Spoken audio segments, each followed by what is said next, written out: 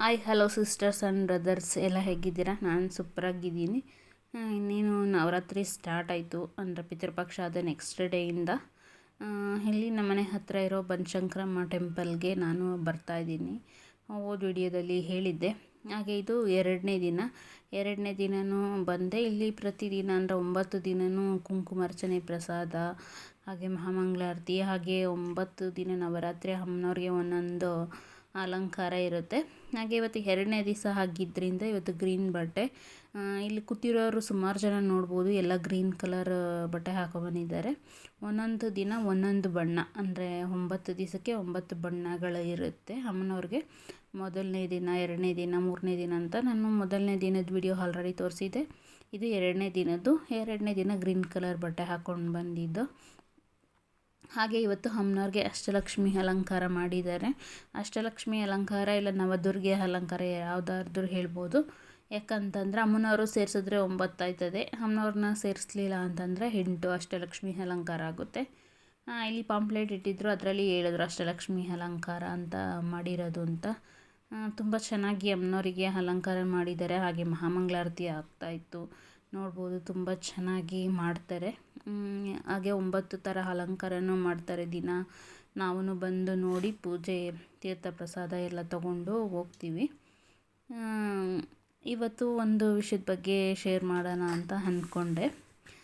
ಭಕ್ತಿ ಬಗ್ಗೆ, ಅಂದರೆ ದೇವ್ರ ಮೇಲೆ ಭಕ್ತಿ ಇಟ್ಟಿರ್ತಾರಲ್ಲ ಅವ್ರ ಬಗ್ಗೆ ನನಗೆ ಗೊತ್ತಿರೋ ಅಷ್ಟು ನಿಮ್ಮ ಜೊತೆ ಶೇರ್ ಮಾಡ್ತೀನಿ. ಭಕ್ತರಲ್ಲಿ 3 ಜನ ಇರ್ತಾರೆ, 3 ವಿಧ ಇರ್ತಾರೆ. ಒಬ್ಬರು ತುಂಬ ಭಕ್ತಿ, ಅಂದರೆ ಎಲ್ಲದಕ್ಕೂ ದೇವ್ರನ್ನ ನಂಬೋದು, ದೇವ್ರನ್ನ ಕೇಳೋದು, ದೇವ್ರನ್ನ ಎಲ್ಲದಕ್ಕೂ ಶಾಸ್ತ್ರ ಸಂಪ್ರದಾಯ ಅಂತ ಆ ದಿನ ಮಾಡಬಾರ್ದು, ಈ ದಿನ ಮಾಡಬಾರ್ದು, ಹಾಗೆ ಹೀಗೆ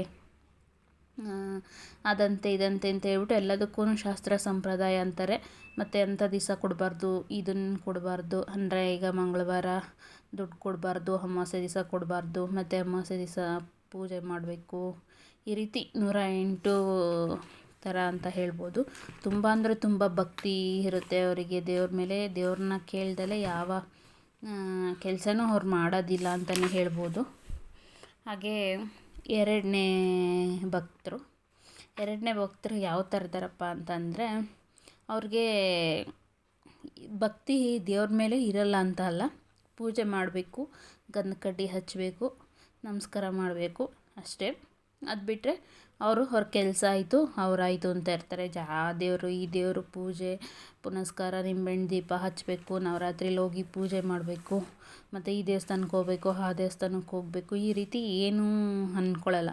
ಸುಮ್ಮನೆ ಏನು ಪೂಜೆ ಮಾಡಬೇಕು, ಗಂಧ ಕಡ್ಡಿ ಹಚ್ತಾರೆ, ದೇವ್ರಿಗೆ ಪೂಜೆ ಮಾಡ್ತಾರೆ, ಮತ್ತು ಅವ್ರ ಕೆಲಸದಲ್ಲಿ ಮಗ್ನ ಆಯ್ತಾರೆ. ಅಂದರೆ ಅವ್ರ ಕೆಲಸನೇ ಅವ್ರಿಗೆ ದೇವರು ಅಂತ ಹೇಳ್ಬೋದು.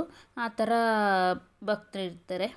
ಇನ್ನು ಮಧ್ಯದವರು ಅಂದರೆ ನನ್ನಂತಲೇ ಅಂತಲೇ ಹೇಳ್ಬೋದು, ನನ್ನಂಥ ಎಡಬಿಡಂಗಿ ಭಕ್ತರು ಅಂತಲೇ ಹೇಳ್ಬೋದು.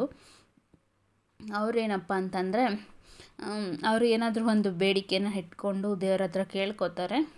ಒಂದು ಬೇಡಿಕೆನ ಇಟ್ಟು ಕೇಳ್ಕೊತಾರೆ, ದೇವ್ರು ಕೊಡ್ತಾನೆ. ತುಂಬ ಖುಷಿ ಆಯ್ತಾರೆ. ಖುಷಿಯಾಗಿ ದೇವ್ರನ್ನ ನಂಬ್ತಾರೆ, ತುಂಬ ಚೆನ್ನಾಗಿ ನಂಬ್ತಾರೆ, ಪೂಜೆ ಮಾಡ್ತಾರೆ. ಹಾಗೆ ಇನ್ನೊಂದು ಬೇಡಿಕೆನ ಇಡ್ತಾರೆ ದೇವ್ರ ಹತ್ರ, ಆಗ ದೇವ್ರು ಕೊಡೋದಿಲ್ಲ.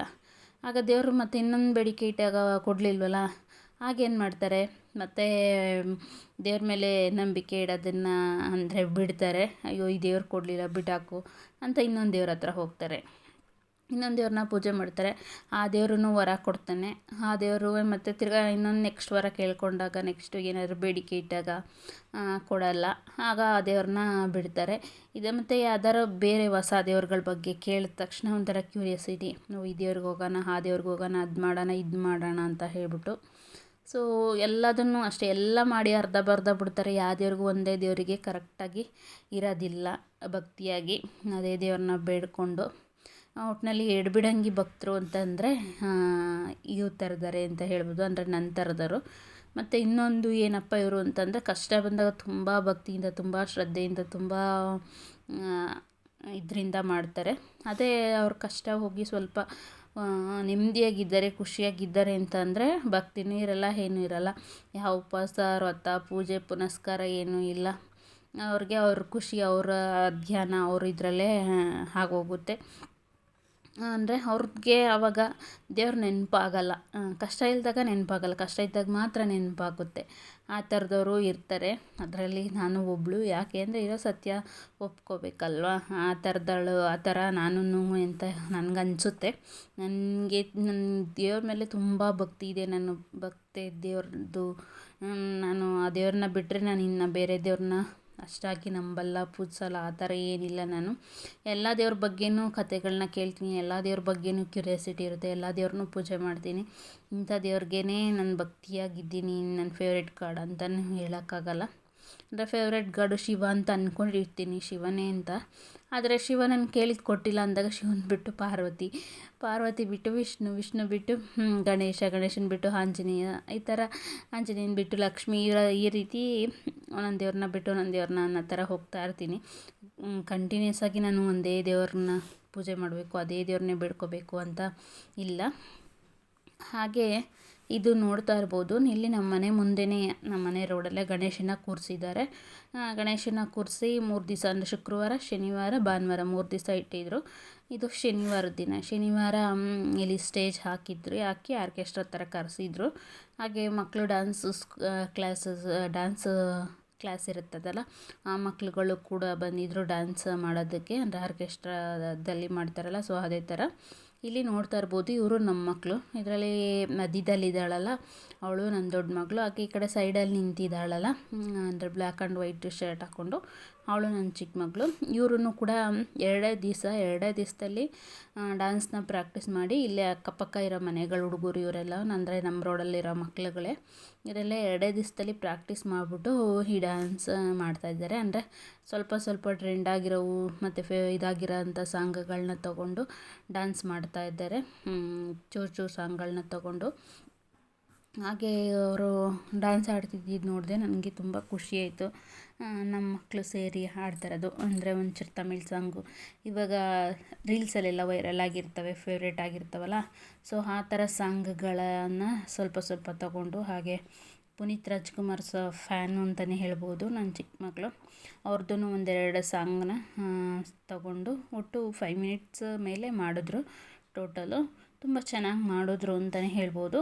ಯಾಕಂದರೆ 2 ದಿವಸದಲ್ಲಿ ಎಷ್ಟು ಪ್ರಾಕ್ಟೀಸ್ ಮಾಡಿ ಎಷ್ಟು ಚೆನ್ನಾಗಿ ಡ್ಯಾನ್ಸ್ ಮಾಡೋದು ಎಷ್ಟು ಕಷ್ಟ ಇರುತ್ತೆ. ಬಟ್ ಇವಳಿಗೆ ಡ್ಯಾನ್ಸ್ ಅಂದರೆ ಸಿಕ್ಕಾಪಟ್ಟೆ ಕ್ರೇಜ್ ಅಂತ ಅನ್ನೋದಕ್ಕಿಂತ ಅವಳು ಉಸಿರು ಅಂತಲೇ ಅನ್ಬೋದು. ಚಿಕ್ಕ ವಯಸ್ಸಿಂದನೂ ಅಷ್ಟೇ ಡ್ಯಾನ್ಸ್ ಅಂದರೆ ಪ್ರಾಣ ಬಿಡ್ತಾಳೆ. ಇವಳು LKG ಇರುವಾಗ ನಮ್ಮ ಮನೆ ಹತ್ತಿರ, ಅಂದರೆ ನಾವು ಮುಂಚೆ ಬೇರೆ ಏರಿಯಾದಲ್ಲಿದ್ವಿ, ಅಲ್ಲಿ ಸ್ಕೂಲ್ಗೆ ಹಾಕಿದ್ದೆ. ಆ ಸ್ಕೂಲಲ್ಲಿ ಡ್ಯಾನ್ಸ್ ಆಡಿಸಿದ್ರು LKG ಮಕ್ಕಳಿಗೆ. ಆ ಡ್ಯಾನ್ಸ್ ಆಡಿಸಿದಾಗ ಇವಳು ಡ್ಯಾನ್ಸ್ ಆಡಿದ್ದು ನೋಡಿ ಅಲ್ಲಿ ಬಂದಿದ್ದವರು, ಕೂತಿದ್ದವರು, ಏನು ಹುಡುಗಿ ಪೂರ್ತಿ ಮೈಯೆಲ್ಲ ಕುಣಿಸ್ತದೆ, ಅಷ್ಟು ಡ್ಯಾನ್ಸ್ ಮಾಡ್ತದೆ ಹುಡುಗಿ ಅಂತ ಅನ್ನೋರು. ನಾನು ಪಕ್ಕದಲ್ಲೇ ಕೂತಿದ್ದೆ, ಯಾವ ಹುಡುಗಿ ಅಂತ ಅಂದಿದ್ದಕ್ಕೆ ನಮ್ಮ ಮಗಳನ್ನ ತೋರಿಸಿದ್ರು. ನನಗೆ ಗೊತ್ತಾಯ್ತು ಆವಾಗಲೇ ಇವಳಿಗೆ ಡ್ಯಾನ್ಸ್ ಅಂದರೆ ಇಷ್ಟ ಅಂತ ಹೇಳ್ಬಿಟ್ಟು.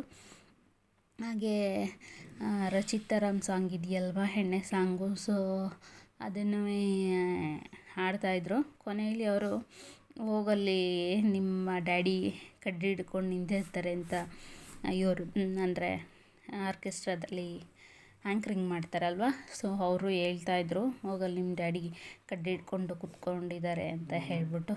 ಅಂದರೆ ಬಾರಲ್ಲಿ ಹೆಣ್ಮಕ್ಳು ಕುಡಿಯೋದು ತಪ್ಪ ಅಂತ ಹೇಳ್ಬಿಟ್ಟು ರಚಿತಾರಾಮ್ ಅವ್ರ ಮೂವಿ ಸಾಂಗ್ ಇದೆಯಲ್ಲ, ಏಕಲವ್ಯ ಮೂವಿದು, ಅದರ ಸಾಂಗಿಗೂ ಕೂಡ ಸ್ಟೆಪ್ ಹಾಕಿದ್ರು. ತುಂಬ ಚೆನ್ನಾಗಿ ಡ್ಯಾನ್ಸ್ ಮಾಡಿದ್ರು. ನೋಡ್ತಾ ಇರ್ಬೋದು ಇಲ್ಲಿ ಎಷ್ಟು ಚೆನ್ನಾಗಿ ಮಾಡ್ತಾ ಇದ್ದಾರೆ ಅಂತ ಹೇಳ್ಬಿಟ್ಟು. ನಾನು ಒರಿಜಿನಲ್ ಸಾಂಗಿಗೆ ಎಂದಕ್ಕಪ್ಪ ವಿಡಿಯೋ ಹಾಕಿಲ್ಲ ಅಂತ ಅಂದರೆ ಕಾಪಿ ರೇಟ್ ಬರುತ್ತೆ. ಹಾಗಾಗಿ ನಾನು ಒರಿಜಿನಲ್ ಸಾಂಗ್ದು ಸಾಂಗ್ನ ತೆಗೆದ್ಬಿಟ್ಟು ಬರೀ ಅವರು ಡ್ಯಾನ್ಸ್ ಮಾಡಿರೋದು ಮಾತ್ರ ಹಾಕಿದ್ದೀನಿ. ಹಾಗೆ ಇಲ್ಲಿ ರೆಡ್ ಶರ್ಟಲ್ಲಿರೋದು ಮೇಲ್ಗಡೆ ಮನೆ ಹುಡುಗಿ, ನಮ್ಮ ಬಿಲ್ಡಿಂಗ್ ಹುಡುಗಿ. ಹಾಗೆ ನಮ್ಮ ಮಗಳು ಈ ಕಡೆ ಪಕ್ಕದ ಬಿಲ್ಡಿಂಗ್ ಅವರು. ಹಿಂಗೆ ಇವರೇ ಸೇರಿಕೊಂಡು 4-5 ಜನ ನಮ್ಮ ಮನೆ ಮೇಲೇ ಪ್ರಾಕ್ಟೀಸ್ ಮಾಡಿ 2 ದಿವಸದಲ್ಲಿ ಪ್ರಾಕ್ಟೀಸ್ ಮಾಡಿ 3ನೇ ದಿವಸಕ್ಕೆ ಡ್ಯಾನ್ಸ್ನ ಹಾಡಿದ್ದಾರೆ. ಒಂಥರ ಖುಷಿ ಆಯಿತು. ಪರವಾಗಿಲ್ಲ, ಮಕ್ಕಳು ಈ ಥರ ಹಾಡಿದ್ರಲ್ಲ, ಸ್ಟೇಜ್ ಪರ್ಫಾರ್ಮೆನ್ಸ್ ಕೊಟ್ರಲ್ಲ ಅಂತ ಹೇಳ್ಬಿಟ್ಟು. ಹಾಗೆ ಇಲ್ಲಿ ನಮ್ಮ ಏರಿಯಾದಲ್ಲಿ ನಂದಿನಿ ಉತ್ಸವ ಅಂತ ಮಾಡ್ತಾರೆ, ಅಲ್ಲೂ ಕೂಡ ಸ್ಟೇಜ್ ಪರ್ಫಾರ್ಮೆನ್ಸ್ ಕೊಡ್ತಾಯಿದ್ಲು ಇವಳು. ಅಂದರೆ SSLCಲಿ ಟ್ಯೂಷನ್ ಫ್ರೆಂಡ್ಸ್ ಎಲ್ಲ ಸೇರಿಕೊಂಡು ಇವರು ಕೂಡ ಹಾಡಿದರು, ಚೆನ್ನಾಗಿ ಮಾಡಿದ್ಲು.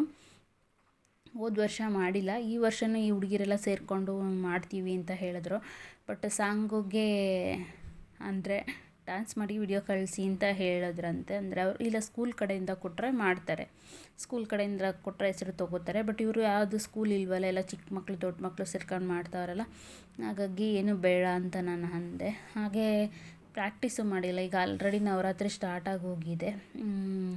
ಈಗ ಸೋಮವಾರ ಮಂಗಳವಾರಕ್ಕೆ ಮಾಡ್ತೀವಿ ಅಂತಂದರೆ ಇವರು ಇನ್ನೂ ಪ್ರಾಕ್ಟೀಸ್ ಮಾಡಿಲ್ಲ. ಮತ್ತು ಡ್ರೆಸ್ ಎಲ್ಲ ಕೋಡೆಲ್ಲ ಇದಾಗುತ್ತೆ, ಹಾಗಾಗಿ ಬೇಡ ಅಂತ ಅಂದೆ. ಸೊ ಬೇಡ ಅಂತ ಸುಮ್ಮನಾದರು. ಇಲ್ಲ ಅಂತಂದರೆ ಇಲ್ಲಿ ನವರಾತ್ರಿಲೂ ಕೂಡ ಡ್ಯಾನ್ಸ್ ಮಾಡೋದಕ್ಕೆ ಒಪ್ಕೊಂಡಿದ್ರು. ಹಾಗೆ ನೆಕ್ಸ್ಟ್ ಡೇನು ಕೂಡ ಅಂದರೆ ಮಳೆ ಬಂದ್ಬಿಡ್ತು. ಈ ನಮ್ಮ ಮಕ್ಕಳು ಡ್ಯಾನ್ಸ್ ಆಡೋ ಟೈಮ್ಗೆ ಸ್ವಲ್ಪ ಮಳೆ ಬಂತು. ಇವರಾದಮೇಲೆ ಇನ್ನೊಬ್ಬರು ಇನ್ನು ಬೇರೆ ಬೇರೆ ಮಕ್ಕಳು ಬಂದಿದ್ವಲ್ಲ, ಕರೆಸಿದ್ರಲ್ಲ, ಅವರು ಹಾಡು ಅಷ್ಟರಲ್ಲಿ ಮಳೆ ಬಂತು, ಫುಲ್ಲು ಮಳೆ ಬಂದೋಯ್ತು. ಹಾಗಾಗಿ ಇದು ಡ್ಯಾನ್ಸು ಇದು ಮಾಡಿಲ್ಲ ಅಂತ, ಅಂದರೆ ಶನಿವಾರದ ಪ್ರೋಗ್ರಾಮ್ ಅಲ್ವಾ, ಸೊ ಅರ್ಧಕ್ಕೆ ನಿಂತೋಯ್ತು. ನೆಕ್ಸ್ಟ್ ಡೇ ಸ್ಟೇಜೆಲ್ಲ ತೆಗೆದಿದ್ರು. ಬಟ್ ಹಾಗೇ ಇನ್ನೊಂದು ಸಲ ಮತ್ತು ಇವರು ಇದೇ ಸಾಂಗಿಗೆ ಡ್ಯಾನ್ಸ್ ಮಾಡಿದ್ರು. ಸೊ ಅದನ್ನೇ ನಾನು ವೀಡಿಯೋ ಮಾಡ್ಕೊಳಕ್ಕೆ ಹೋಗಿಲ್ಲ. ಅವ್ರು ಮತ್ತೆ ಅದೇ ಸಾಂಗಿಗೆ ಡ್ಯಾನ್ಸ್ ಮಾಡೋರು ಅಂತ, ಹಂಗೂ ಬೇಡ ಮಾಡಬೇಡಿ ಅಂತಂದೆ. ಕೆಲವು ಬೇರೆ ಮಕ್ಳುಗಳು ಇದ್ರಲ್ಲ, ಇವರು ಆದಮೇಲೆ ಮಾಡಬೇಕಾಗಿದ್ದವರು, ಅವರು ಮಾಡಿ ಇರಲಿಲ್ವಲ್ಲ, ಮಳೆ ಬಂತು ಅಂತ ಹೇಳ್ಬಿಟ್ಟು. ಹಾಗಾಗಿ ಇವತ್ತು ಮಾಡ್ತಾರಂತೆ, ನಾವು ಇನ್ನೊಂದು ಸಲ ಮಾಡ್ತೀವಿ ಅಂದರು. ಸೊ ಮಾಡಿದ್ರು. ಮಾಡಲಿ ಬಿಡೋತಗಿಂತ ಗಲಾಟೆ ಮಾಡಿ ಜಗಳ ಮಾಡಿ ಸುಮ್ಮನೆ ಆದೆ. ಹಾಗೆ ಇವರೆಲ್ಲ ಡ್ಯಾನ್ಸು 7 ಗಂಟೆ 7:30 ಅಷ್ಟರಲ್ಲಿ ಮುಗಿದ್ಮೇಲೆ ನಾನು ದೇವಸ್ಥಾನಕ್ಕೆ ಹೋದೆ. ಇವತ್ತು ಶನಿವಾರ ಆಗಿದ್ದರಿಂದ ಗ್ರೇ ಕಲರ್ ಬಟ್ಟೆ ಹಾಕಬೇಕಾಗಿದ್ದಿದ್ದು, ಅಂದರೆ ಬದು ಬಣ್ಣ ಅಂತಾರಲ್ಲ ಆ ಬಟ್ಟೆ. ಇವತ್ತೆಲ್ಲ ನೋಡ್ತಾ ಇರ್ಬೋದು, ಎಲ್ಲ ಸ್ವಲ್ಪ ಗ್ರೇ ಕಲರ್ ಬಟ್ಟೆಗಳನ್ನೇ ಹಾಕೊಂಡಿದ್ದಾರೆ. ಹಾಗೆ ಇಲ್ಲಿ ನಾನು ಎದುರುಗಡೆ ಸ್ಯಾರಿ ಹಾಕೊಂಡು ಕೂತಿರೋ ಹುಡುಗಿ ಇವರೆಲ್ಲ ಇಲ್ಲಿ ಪರ್ಪಲ್ ಕಲರ್ ಹಾಕಿದ್ದಾರಲ್ಲ ಅವರು ನಮ್ಮ ಹಳೆ ಓನರ್ ಮಗಳು ಶೋಭಾ ಅಂತ ಹೇಳ್ಬಿಟ್ಟು ಅವರು ಕೂಡ ಬಂದಿದ್ದರು. ಏನೋ ಸಕ್ಕರೆ ಪೊಂಗಲ್ ಮಾಡ್ಕೊಂಬಂದಿದ್ರಂತೆ ದೇವರಿಗೆ ಪ್ರಸಾದವಾಗಿ. ಆಮೇಲೆ ಸಿಕ್ಕಿದಾಗ ಹೇಳಿದ್ರು, ಇಲ್ಲಿ ಪರ್ಪಲ್ ಕಲರ್ ಹಾಕಿದ್ದಾರಲ್ಲ ಬಟ್ಟೆ ಅವರು. ಹಾಗೆ ಕುಂಕುಮಾರ್ಚನೆಗೆ ಈ ಥರ ಅಡಿಕೆ ಪ್ಲೇಟ್ ಕೊಟ್ಬಿಟ್ಟು ಕುಂಕುಮ ಹಾಕಿ ಕೊಡ್ತಾರೆ. ಹಾಗೆ 108 ಸಲ ದೇವಿದು ಇರುತ್ತಲ್ವ ಸ್ತೋತ್ರ, ಅದನ್ನು ಹೇಳ್ತಾರೆ. ಅಂದರೆ ಇದು ಮಹಾಲಕ್ಷ್ಮಿ ಅಷ್ಟೋತ್ತರ ಹೇಳ್ತಾರೆ.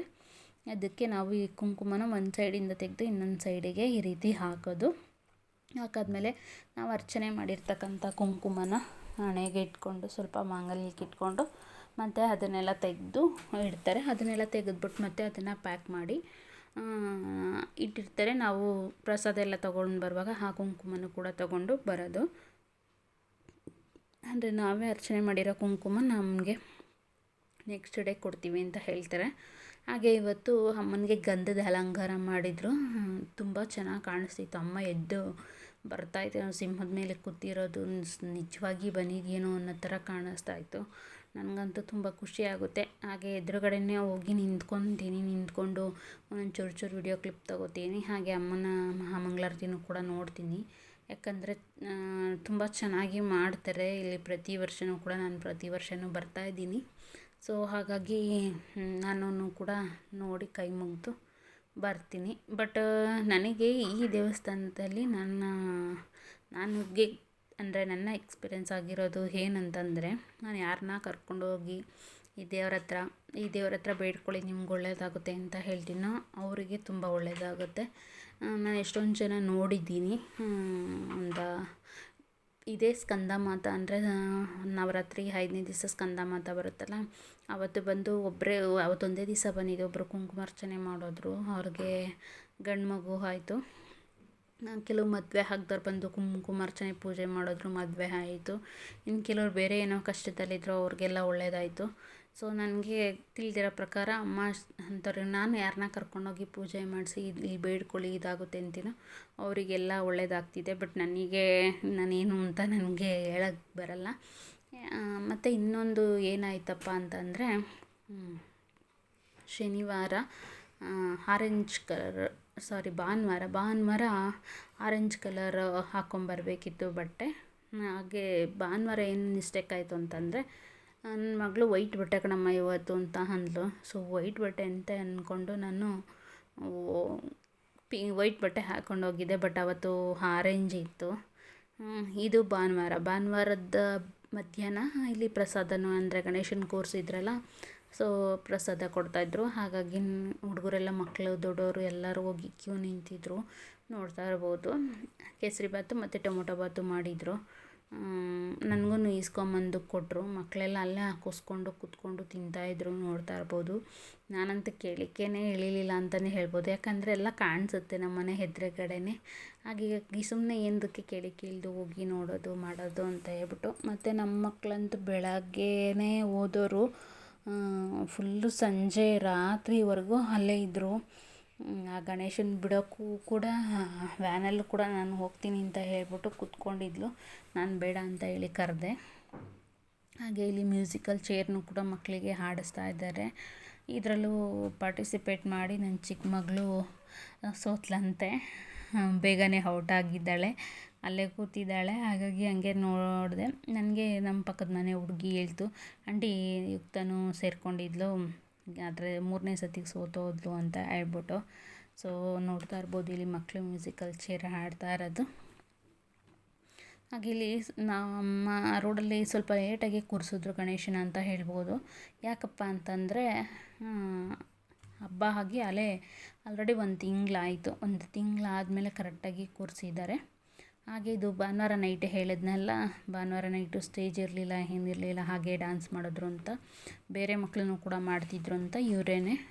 ಇಲ್ಲಿ ನಮ್ಮ ಪಕ್ಕದ ಬಿಲ್ಡಿಂಗ್ ಅಂದರೆ ಆ ಕಡೆ ಬಿಲ್ಡಿಂಗ್ ಅವ್ರ ಮಗಳು ಡ್ಯಾನ್ಸ್ ಇದಕ್ಕೆ ಹೋಗ್ತಾರೆ, ಅಂದರೆ ಡ್ಯಾನ್ಸ್ ಕ್ಲಾಸಿಗೆ ಹೋಗ್ತಾರಲ್ವ. ಸೊ ಅವ್ರ ಫ್ರೆಂಡ್ಸ್ ಎಲ್ಲ ಸೇರಿಕೊಂಡು ಇಲ್ಲಿ ಅವರು ಕೂಡ ಡ್ಯಾನ್ಸ್ನ ಹಾಡ್ತಾಯಿದ್ರು. ಹಂಗೆ ಒಂದು ಕ್ಲಿಪ್ ತೊಗೊಂಡೆ. ಅಂದರೆ ಸುಮಾರು ಮಕ್ಕಳು ಎಷ್ಟೊಂದು ಸಾಂಗುಗಳಿಗೆ ಡ್ಯಾನ್ಸ್ ಆಡಿದ್ರು. ಯಾಕೆ ನಮ್ಮ ಮಕ್ಕಳು ಅವ್ರ ಮಕ್ಕಳು ಸೇರ್ಕೊಂಡು ಸುಮ್ಮನೆ ಹಂಗೆ ಸ್ಟೆಪ್ ಆಗ್ತಾಯಿದ್ದಾರೆ. ಸುಂಟರಗಾಳಿ ಸಾಂಗಿಗೆ, ಅಂದರೆ ದರ್ಶನ್ ಅವ್ರ ಮೂವಿಗೆ.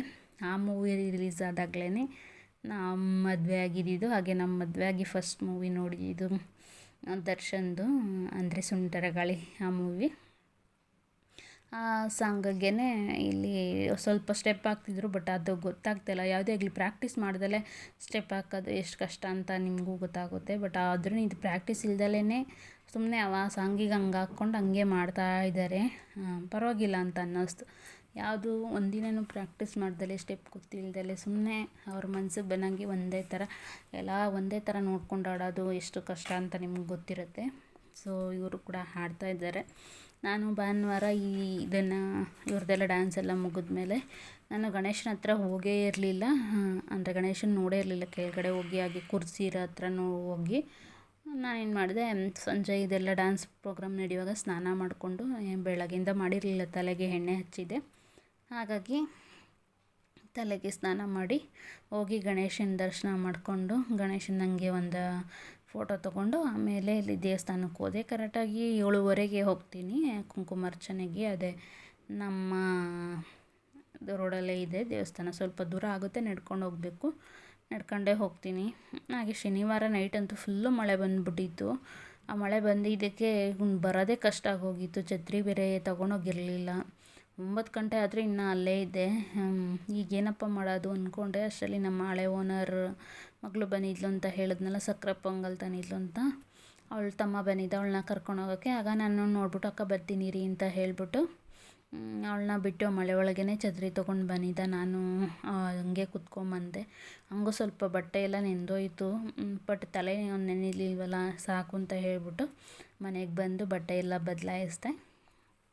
ಬದಲಾಯಿಸಿ ಭಾನುವಾರ ಏನು ಮಳೆ ಬರಲಿಲ್ಲ. ಸೊ ಇದು ಭಾನುವಾರದನೇ ವಿಡಿಯೋ. ಭಾನುವಾರ ಆರೆಂಜ್ ಕಲರು ನೋಡ್ತಾ ಇರ್ಬೋದು. ಇಲ್ಲಿ ಎಲ್ಲರೂ ಆರೆಂಜ್ ಕಲರ್ ಬಟ್ಟೆ ಹಾಕೊಂಬಂದಿದ್ದಾರೆ. ನಾನು ಹೇಳಿದ್ನಲ್ಲ ಆರೆಂಜ್ ಹಾಕ್ಕೊಂಡು ಹೋಗ್ಬೇಕಿತ್ತು.